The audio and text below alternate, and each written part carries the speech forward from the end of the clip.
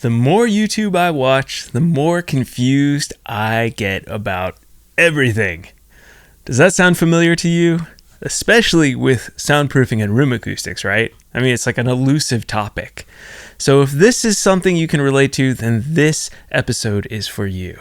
The information overload is a huge issue when you're just trying to build your home recording studio. And I get it. You go on YouTube, you start looking around. I did it myself when I was building my studio. I read the Roger Weiss book. I did as much as I could to build this studio, and it was overwhelming, and I never knew if it was going to work, and I constantly was second guessing everything I did. In this episode, in this video, on this podcast, what I want to do is I want to give you clear, actionable items that you should do to get the results you need in your studio.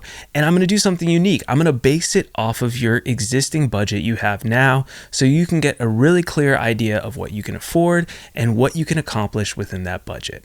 My name is Wilson Harwood, and I am a studio designer and acoustician based in Nashville. Thank you all so much for being here. Before we jump in, I do have a free resource for you. This is my free soundproofing workshop. It's 45 minutes of in-depth teaching going over how to soundproof a room. If you want to watch that, just go to soundproofyourstudio.com/workshop. For those of you who are not on the DIY journey, and after watching this, you might know where you stand, who are interested in not going down YouTube rabbit holes anymore and want some help and guidance along the way, I do offer services both in design and consulting. So definitely check out my website at soundproofyourstudio.com and click on the free Soundproof Clarity Call button to sign up and talk with me over Zoom for 30 minutes. All right, without any further ado, we are going to jump into this lesson on what is the right budget for your studio and what can you accomplish so you don't have to keep watching those endless YouTube videos. All right, before I jump in with the first budget, let's just talk quickly about the problem with endlessly researching on YouTube. And the number one thing is you're going to get conflicting advice constantly. So what you need to do is just stick to a plan, stick to one person's advice that's done it before that you trust, and not keep second guessing and saying, well, actually this person did it this way or this person did it that way. If you're going to do it all yourself, if you're only going to use YouTube, you got to just trust, and you got to figure out who you trust and follow their advice. I recommend doing people who have done studios before, who have the experience. Roger Weiss is one of those people. I'm one of those people. Shameless promotion. But there's other people out there that are like that. If you just watch a guy randomly on the internet who built one studio and is like, I know everything, then I would be a little wary. Second, I have to emphasize the importance of sticking to proven methods that have gotten results and not jumping on the bandwagon with certain products or supplies or, unique things that someone just came up with yesterday. Keep it simple, keep it focused, stick to the basics, and you'll achieve some great results there. And lastly, know your budget so you know what you can actually do. You might be watching endless YouTube videos and be like, I'm going to build this amazing studio. And then you research for a year only to find out that you're nowhere close to having the budget to do what you actually want to do. And you would have been better off spending that time investing your money elsewhere. So hopefully this video will do that. So let me jump in now to budget number one, which is if you are in the $5,000 or less project budget, then this is you. No shame. This is a great place to start. What I would say first off is soundproofing's off the table. You can do little minimal things, a couple $100 here, $1,000 here, but it's not worth the money. It's a waste of money in my opinion, and you probably won't get the results you want. So instead, here's what I would say to do with that money. Invest in the acoustic treatment and your monitors. Those are the two biggest things that are going to drastically change your home recording studio for the better. So first things, get the bass traps in all four corners. It can be, I like GIK Acoustics bass traps because I think they're affordable and they ship right to your door. I like Music City Acoustics. You can build them yourself. The point is that you want to put bass traps in all four corners of the room, ideally floor to ceiling, because that apex where all the trihedral corner where all the floors and the walls come together and the ceiling and the walls come together, that's a big point where you're going to have the biggest bass build up. So do that floor to ceiling. You'll be good to go. That might be enough for you. Then next thing you got to do is build the reflection-free zone. This is the area around where your listening spot is in your studio. So you're on the left and right of your ears, you put acoustic panels right there, and an acoustic panel over your head, which is called an acoustic cloud. Lastly, I want you to put as many panels on your back wall to cover that space directly behind your speakers that are going to hit the back wall from bouncing back at you, and cover that with acoustic panels too. Using quote-unquote bass traps for your sidewall panels, not just the corner panels, is also a good idea, because the added thickness of 4 inches of insulation plus even a 1-inch air gap is going to get you down to like that 125 hertz range and below with that air gap and added insulation. So that is my recommendation for you on that 5K range. Anything above and beyond that you don't spend in your budget, invest that towards high quality monitors. You want to go as good as you can get. The better the quality monitor, the better your listening will be, the more accurate your decisions will be in your home recording studio. Can't recommend it enough. Yes, you can buy the cheap rockets. Yes, they'll be okay. But if you haven't heard quality monitors before, you don't even know what you're not hearing. It's crazy. All right, let's jump into the next budget level. All right, the next budget jumps, and I'll tell you in a second why. So $20K to $30,000, in this kind of range around there. This is where a lot of you are that reach out to me.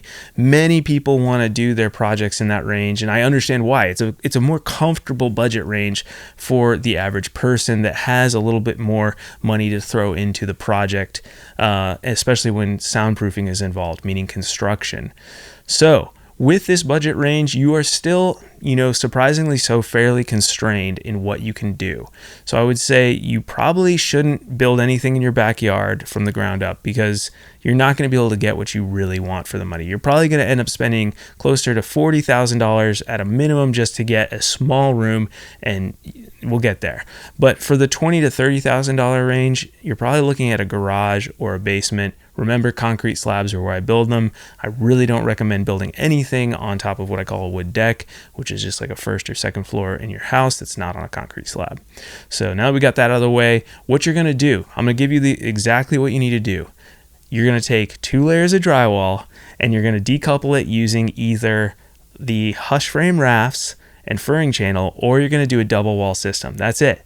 Nothing else. Don't do anything else. Just those 2 options. If you need space, use the hush frame rafts. If you have the space, do the double wall. It's going to be better.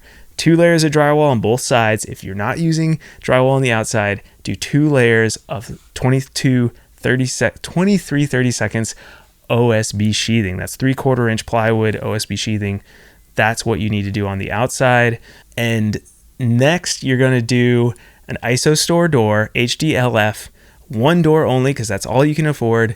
And do not have multiple doors. Do not put control room windows. Do not think about having multiple rooms. Keep it simple. Keep it focused. I promise you, you will thank me when you fall within your budget.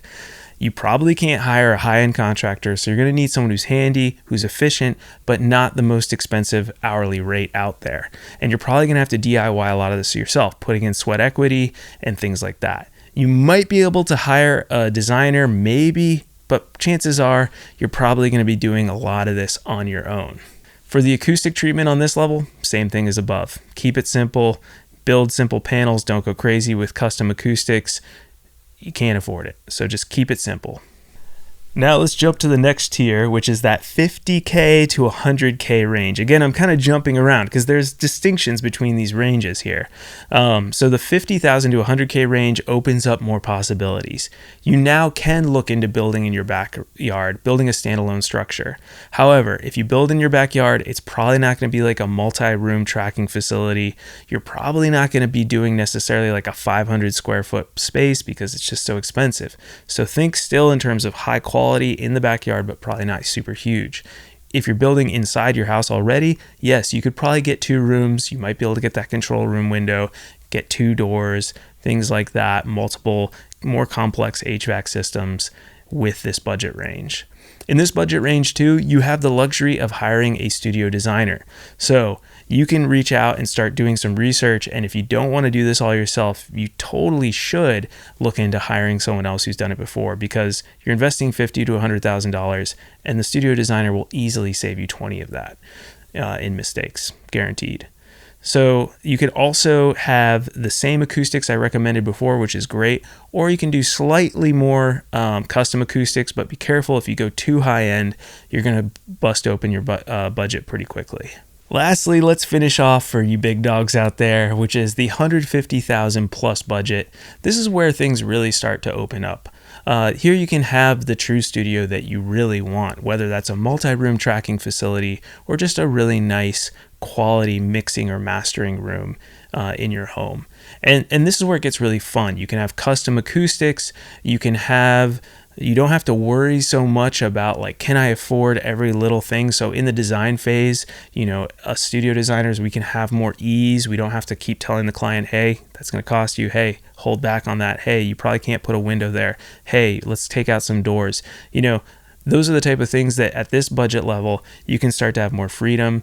You can invest in better gear, so you can have high-end, high-quality monitors for your high-end, high-quality room, which is going to equal better recordings, better quality environment for listening. You can afford better mics, better instruments, blah, blah, blah. So everything gets better, obviously, as our budgets go up. And in this range, most people in this range shouldn't be doing it yourself. If you're willing to spend this much money, you should 100% hire a professional to design the studio for you, and then you should hire a high-end quality contractor to then take those blueprints and construction plans and build your dream studio and have the whole team working for you, so you have the luxury of sitting back, relaxing, knowing everything you want is in that studio, but you don't have to actually get down there and drip sweat and scrape yourself up, get blood on the concrete slab as you're working like I did. So this is a great place to be, and we should all strive towards eventually getting to that place in our lives if possible. In conclusion, it's super important that you align your expectations with your budget. The person that reached out to me and said, hey, I want a really nice mastering suite. And they were complaining about, they've been researching this for a year and they're trying to build this mastering studio in their garage. And I was like, cool, that's awesome. I'd love to help you. And I said, hey, what's your budget? And he said, oh, it's probably like $3,000.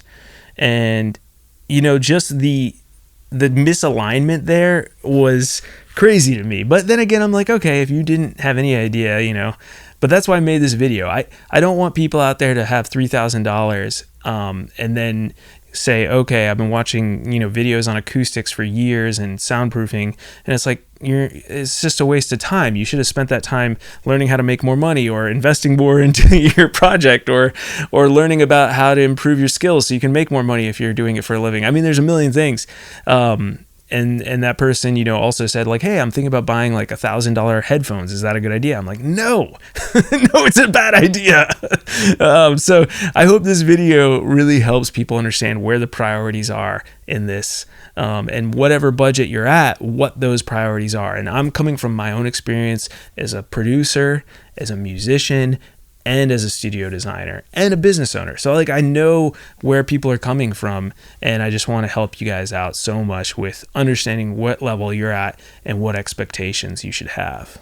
And for those of you who have that higher end budget, if you're pushing above the 30K range, if you're definitely in the 50 to 100 and 100 plus range, definitely reach out. I mean, reach out to me, reach out to other studio designers, get a feel, do your research, and get an idea of who you want to work with the best.